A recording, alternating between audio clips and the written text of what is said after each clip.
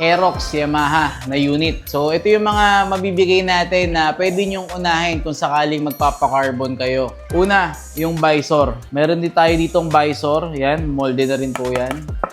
Molde na po yan. So, ayun yung isa kasi na nakikita agad ng mga tao. Sunod, yung tapalodo sa unahan. Kasi ito, dahil nasa unahan din siya, lumilevel siya sa level ng visor. So, pag tinignan natin yung motor, kitang-kita agad to dahil nasa unahan. At syempre, yung panghuli, ito, yung small V. So, pag pinagsama natin, yung visor, ito yung small V, tas yung tapalodo nandito, kumpleto na agad yung package mo sa harap. Ito kasi yung kadalasang nakikita sa unit ng Aerox na kinakarbon natin. Pwede naman kayo mamili ng iba't ibang klaseng design. Hindi naman kailangang F1. Meron tayong junk wheel, meron tayong forge, honeycomb, tsaka meron tayong mga LV.